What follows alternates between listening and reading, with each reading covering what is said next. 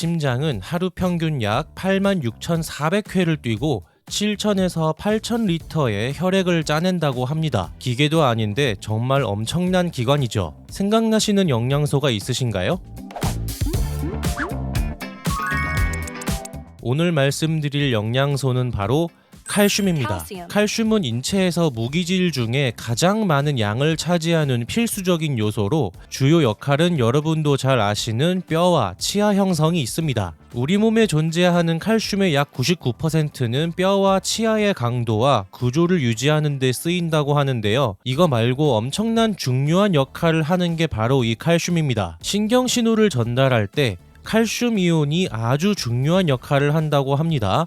제가 지금 이 폐 안에 공기를 내쉬면서 그 공기가 빠져나갈 때는 폐가 공기를 들였다가 내보내면서 수축과 이완을 함으로써 공기가 나가게 되고 다른 사람이 들을 수 있게끔 소리가 나게 이 성대를 조절하고 또 그 소리가 우리가 사용하는 언어 발음으로 나오게 하기 위해서 입모양을 움직이고 턱과 혀를 조절하죠. 그리고 팔, 다리, 손가락 다 움직일 때 뇌에서 신호를 보내잖아요. 이렇게 평상시에 반드시 필요한 신호를 보내는 필수적인 요소 중에 하나가 칼슘이라는 거죠. 피가 막 흐르고 있을 때 피가 굳어야 하잖아요. 이 혈액응고에는 혈소판이라는 성분도 중요하지만 칼슘 또한 필수적인 요소라고 합니다. 골격근, 몸 안의 내장 근육들, 그리고 썸네일에서 보신 심장 또한 수축을 할 때 칼슘이 없으면 수축이 되지 않는다고 합니다. 수축이 이렇게 오므라드는 건데 근데 이게 수축만 하고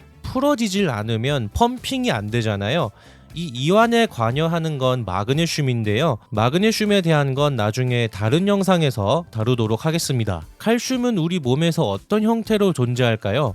체내 칼슘의 99%는 칼슘 인산염으로 존재하지만 멈춰있는 상태로 머물러 있는 것은 아니라고 합니다. 뼈에 존재하는 칼슘은 동적 평형을 유지하면서 몸 상태에 따라 체액으로 유리되어 혈중 칼슘 농도를 일정하게 유지하고 아까 말씀드렸던 근육과 심장, 신경 등에서 제대로 역할을 수행하도록 한다고 합니다. 칼슘은 당연히 피 속에도 있는데요. 혈중 칼슘의 정상 농도는 9에서 10.5mg/dl라고 하지만 절반 정도는 알부민을 포함한 혈중 단백질과 결합된 상태이고 근육과 심장, 신경 기능에 영향을 미치는 것은 이온화 칼슘이라고 합니다. 이온화된 칼슘이 뭘까요? 이온화라는 건 특정 성분이 아주 작은 입자, 이온으로 나뉘어서 물이나 혈액 속에서 전기를 띠는 상태를 말합니다. 이온화 칼슘의 화학식은 Ca2+인데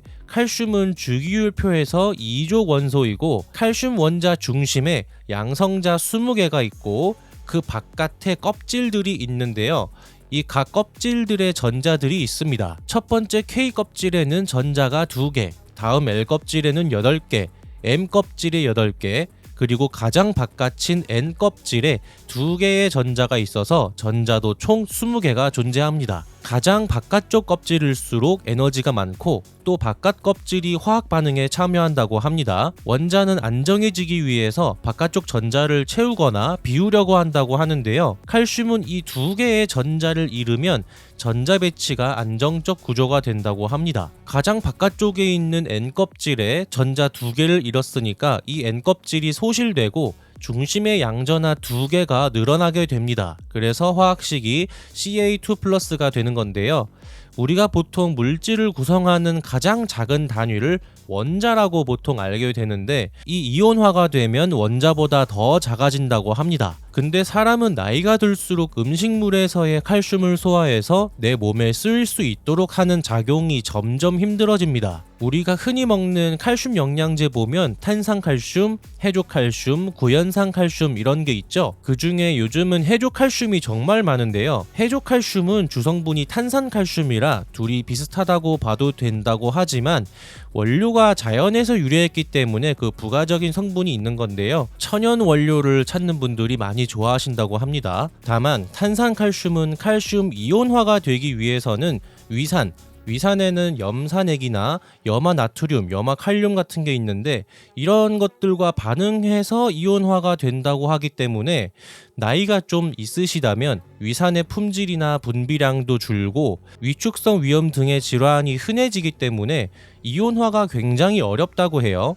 탄산칼슘 기반의 영양제는 좀 젊으신 분들이 드시는 게 그나마 괜찮다고 합니다. 그래서 이렇게 칼슘의 이온화 소화작용이 어려우신 분들은 내 몸이 소화해서 이온화해주는 게 아니라 그냥 애초에 이온화가 되어 있는 상태에서 먹는 칼슘제를 드시는 게 가장 좋은 거라고 합니다. 그걸 어떻게 아냐 하면 그 칼슘제가 물에 완전히 녹는지를 보시면 됩니다. 전기전도도를 측정하거나 사실 방법은 여러 가지가 있는데요. 이온화를 확인하기 위해서는 여러분이 기구 없이 이온화 칼슘을 확인하는 건 물에 완전히 녹는 거예요. 그리고 당뇨 있으신 분들이 보시면 좋을 것 같은 내용인데요. 칼슘이 췌장의 베타세포에서 혈당 조절 호르몬인 인슐린을 분비할 때 칼슘이 꼭 필요하다고 합니다. 혈당이 상승하면 세포 내 칼슘 농도가 증가하고 이 신호에 따라 인슐린이 분비된다고 해요. 따라서 혈중 칼슘 농도가 부족하면 혈당 조절에 어려움이 생길 수 있다고 합니다. 혈중 칼슘에는 단백질과 결합한 애들이 반,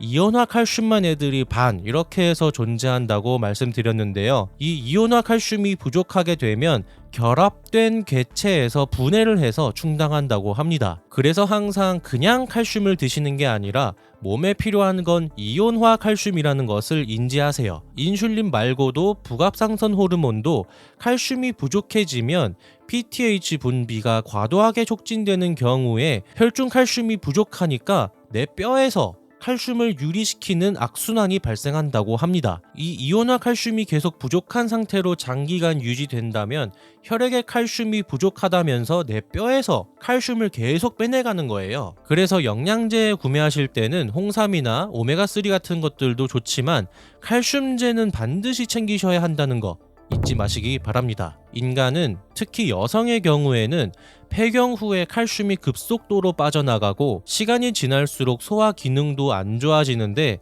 몸에서는 피에 칼슘 부족하다고 내 뼈에 있는 칼슘도 부족한데 자꾸 빼가는 게 되는 거죠. 그 밖에도 칼슘은 칼시토닌, 옥시토닌, 효소 활성화에 칼슘이 관여한다고 합니다. 자, 칼슘이 중요하다는 거는 짐작하고는 있었지만 이 정도일 줄은 몰랐다 라고 생각되셨으면 좋겠고요. 그냥 칼슘이 아니라 이온화 칼슘이 중요하다는 것, 영상이 도움되셨다면 구독, 좋아요 부탁드리고요. 저는 다음에 또 찾아뵙도록 하겠습니다. 감사합니다.